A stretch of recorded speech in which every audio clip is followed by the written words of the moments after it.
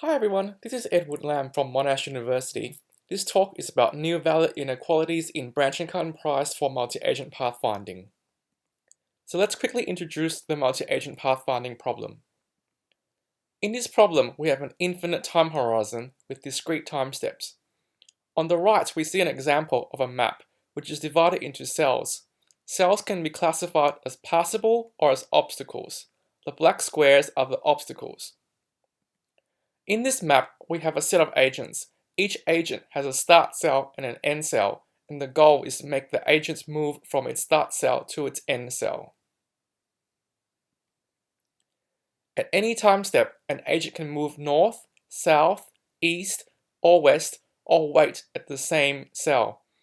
At every time step, the agent must perform one of these 5 actions.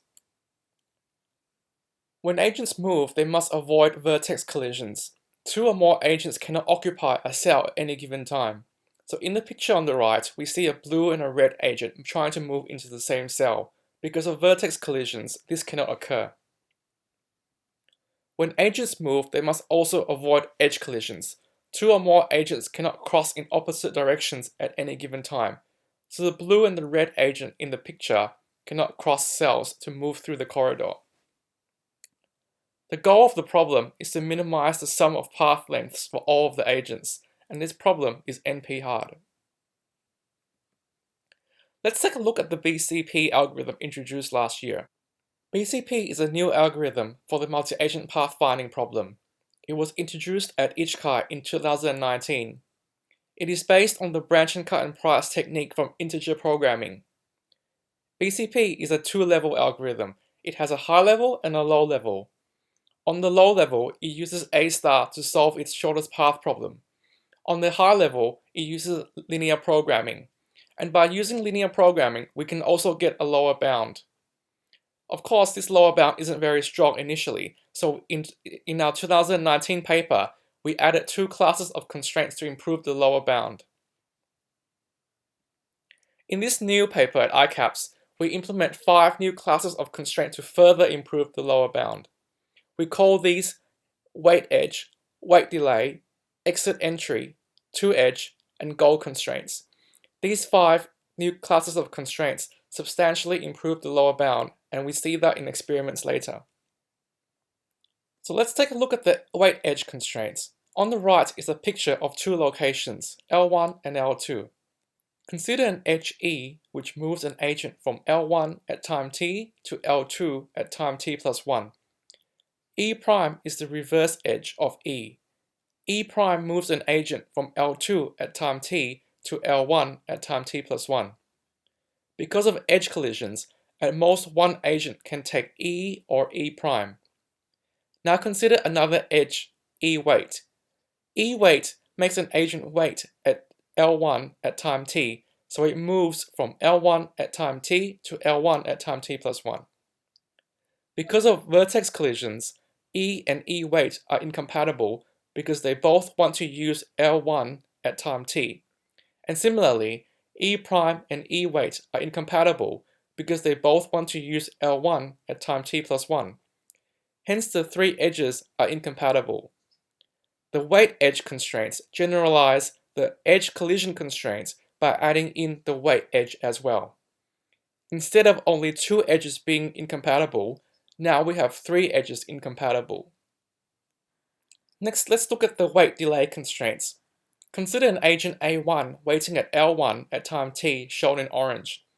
Also consider another agent A2 moving from a neighboring location star at time t-1 into L1 at time t. At most one of A1 and A2 can take these edges because there is a vertex collision at L1 at time t. Now let's say L2 takes a different edge.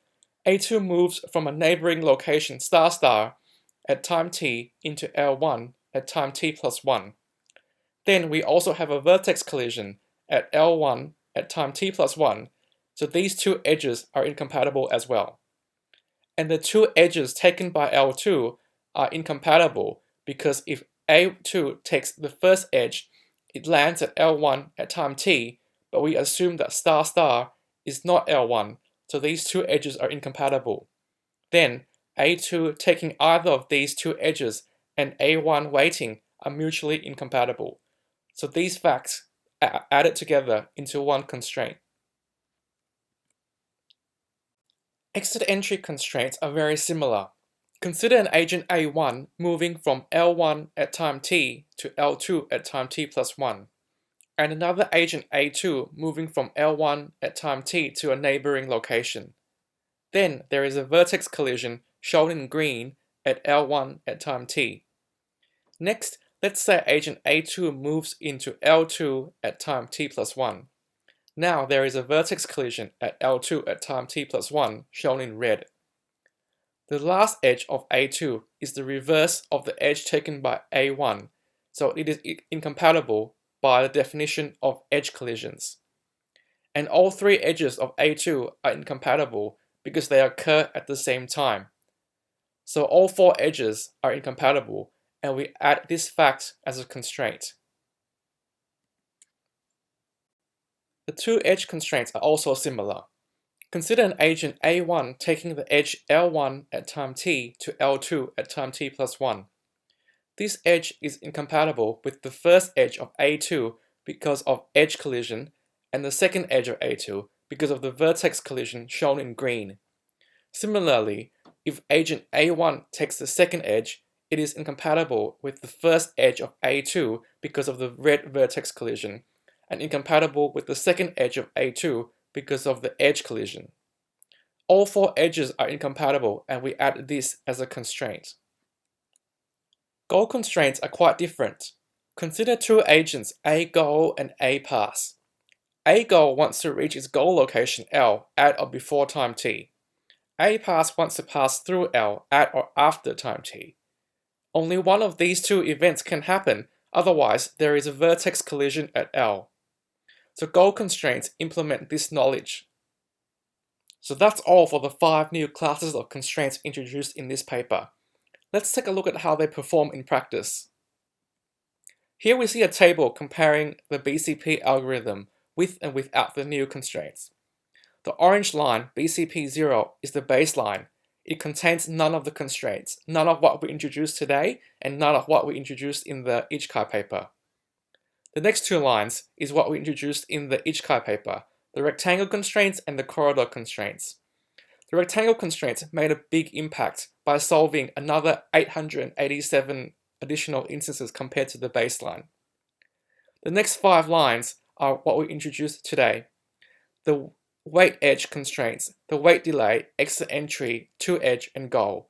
You can see that the exit entry constraints made the biggest impact by solving an additional 764 instances on top of the baseline.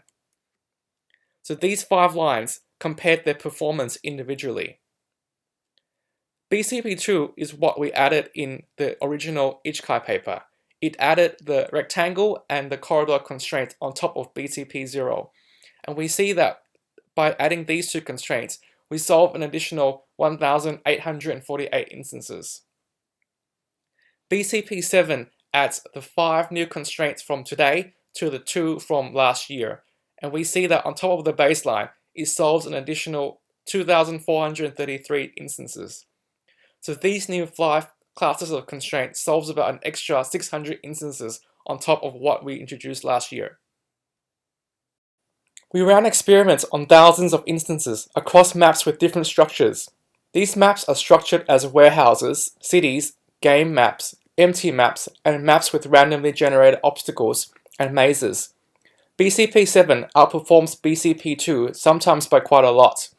Generally speaking, you can see that BCP7 performs the best when there are many tight spaces, such as doorways or long corridors like the game maps BRC202D and ORZ900D. And Lazy CBS performs better on the maps with more open spaces like Berlin and MT3232. This behavior is easy to see by looking at MT3232 and the 2 random maps. With 0% obstacles, Lazy CBS is fastest and its margin over BCP7 reduces as you move towards 10% obstacles, and then BCP7 outperforms Lazy CBS with 20% obstacles. So in this paper, we developed 5 new classes of constraints to improve the lower bound, and these constraints substantially solve more instances than before in BCP2. Generally speaking, BCP7 performs better than lazy CBS on maps with tight spaces or high congestion. Thanks for listening.